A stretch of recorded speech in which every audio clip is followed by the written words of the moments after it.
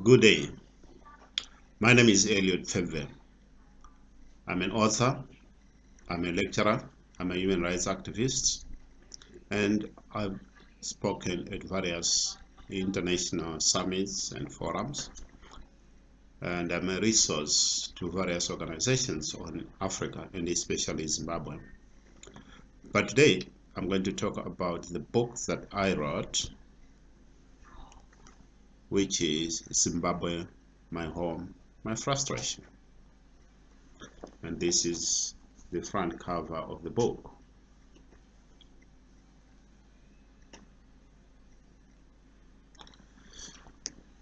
First, I'll delve into the design of the cover first, and then explain the significance of or the components on the cover. If you look at this book, there are some significant pictures of a historical nature. First, on my left is President Morgan Tsvangirai of MDC and President Mugabe of ZANU-PF on extreme right. There's also, again, a link to the support base of both political parties. As you can see, Morgan Tsvangirai, the president of MDC, is mostly supported by the majority of Zimbabweans, while Mugabe uses the militia, the security forces, to suppress the will of the people of Zimbabwe. And that actually suits very well, it conjures well with the title of the book, Zimbabwe, My Home, My Frustration. Looking at the title itself, yes, Zimbabwe is my country. My frustration in the sense that I know Zimbabwe has got a potential. It has got great people. It has a potential to be the greatest nation in Southern Africa. But the question is, why is it that Zimbabweans are the most impoverished in Southern Africa, with all the capacity to surpass other nationals or other nations in Southern Africa? Articles of defiance. When I was writing this book, I was very well aware that the outcome of the book would not be in good taste for the authorities of the day, in particular to Robert Mugabe and ZANU-PF government. And I was right. But then, let's look at the reason why I decided to write a book in the first place. Was it for personal glory? Of course not. Was it for financial reasons?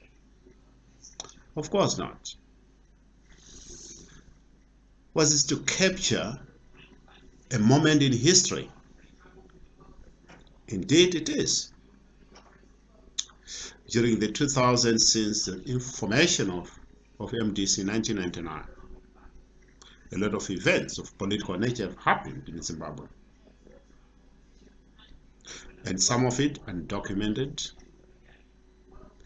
By not documenting the history and those events, fixed points in the struggle for democracy, we have various gaps in our history, which will have a detrimental effect to the future Zimbabweans who need to know the history in detail. So in a way, I decided that I would do my best to capture my window what was happening within the environment during 1999, and I think this book covers up to 2011 with regard to social issues, political issues, and economic issues in Zimbabwe. Now, first element was how do I approach writing the book?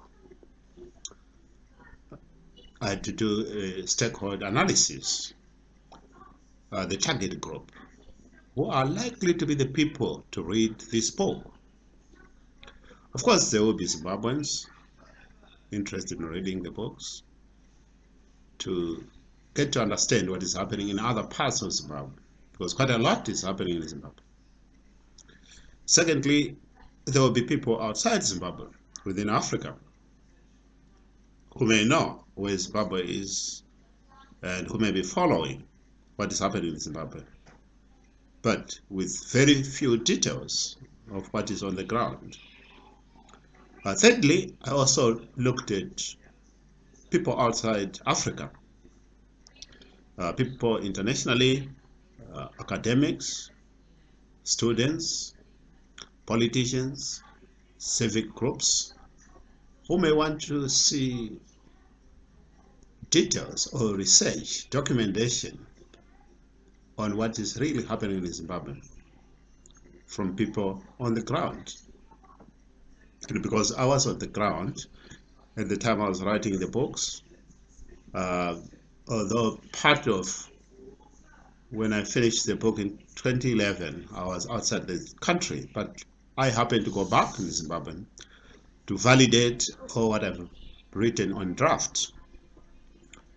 So yes, it is not a fictional book, but it's a book which is factual, based on real evidence, and based on real characters and people within it. Now, the first chapter, given that broad spectrum of stakeholders who are likely to read the book, was to first by giving a summary of where Zimbabwe is, the historical perspective of Zimbabwe. It is from 1890, when it was colonized by the then British. The First Chimurenga War, a bit of that, until the UDI under Ian Smith in 1965, and then to the liberation struggle, which was then in the 1960s up to 1979, culminating in the Lancaster House Conference in London, where a settlement was done between the warring parties, Ian Smith, Robert Mugabe, and Joshua Mkoma, then,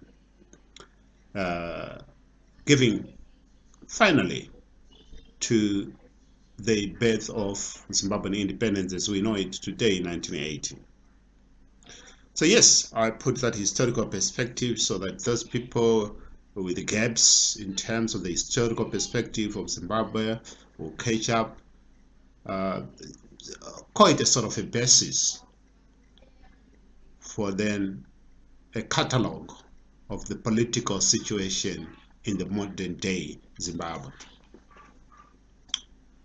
And the next chapter, which is chapter 2, I then looked at my childhood. Okay, there's a lot of first person in this book because, as the title says, Zimbabwe, my home, my frustration. It's a reflection, rather, of what Zimbabwe is going through. But firstly, I needed also to capture a wind of where I am coming from. In other words, where the author is coming from, so that I don't detach the author to the current situation. I may not be part of the problem in current day Zimbabwe, but I cannot deny that I can be part of the solution. And because I'm a social constructivist, I believe that the reality exists within the social context of a culture and of a people, lived and unlived. So yes, that's the reason why eventually I had to capture a window of my upbringing. mainly the essence that I was also born during the liberation struggle, anyway,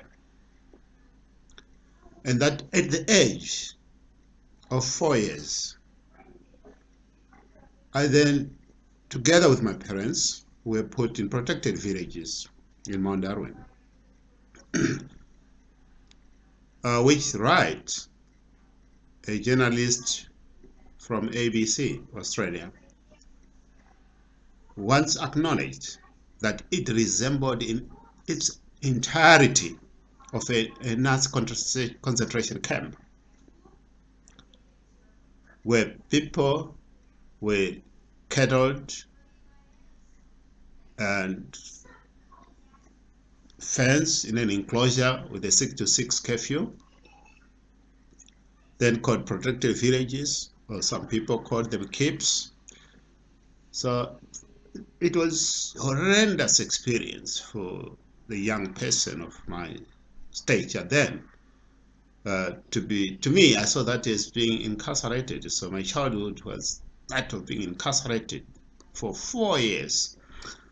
I was to stay in that concentration camp for 4 years under the Smith regime until 1980, when we attained independence. So those memories and scars tend to be part and parcel of the person, of the inner person. And sometimes maybe my combativeness is again based on such upbringing and such exposure at a very young age of a brutal war between, yes, the guerrilla fighters and then the Smith regime in its own right. So yes, I drew up that as well. I drew up the euphoria of independence in 1980. Where Mugabe did well, I also acknowledged in terms of education and health, because I had to draw a balance in terms of critical analysis and evaluation. And then I moved into other political parties. It's not only concentrated on MDC, there are other political parties. I also acknowledge ZAPO. I also acknowledge the UANC. I also acknowledge Zanundonga by Ndabaningi Stole before the formation of MDC, including Zoom in the 1990s. But the detail is actually on the formation of MDC, its challenges from 1999, the first election of June 2000, to which we lost so many people, including my brother Matthew.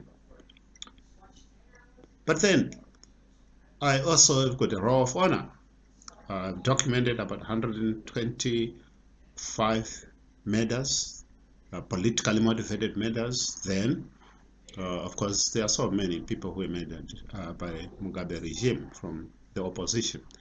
And I apologize, I didn't have much information or access to details of other people that I may have left in this book. But critically, I also got a list of perpetrators. Some of the perpetrators have got them by their birth certificates, in terms of their ages, where they were born, and this is information that we got through the courts. I've got also a list of people who were on targeted sanction by the West because of their involvement. So yes, it is a sort of more of a detailed report put into a book of a people at a struggle, struggling for liberty, struggling for democracy, struggling for a peaceful means to an end of a brutal regime. So in the next episodes, I'll be looking critically at each chapter on what does it really entail, and then at the end, of the chapters, I hope by then you'll be able to have a clear idea of what is contained in this book. I encourage you all to buy the book. It's on Amazon, amazon.com, or for those in UK, amazon.co.uk. Also available in Germany, well, the EU, across the EU, also available in South Africa. Or you can contact me for further details and I'll be able to send a copy to you. Thank you. Until we meet in the next episode. Thank you. Elliot Pfebve.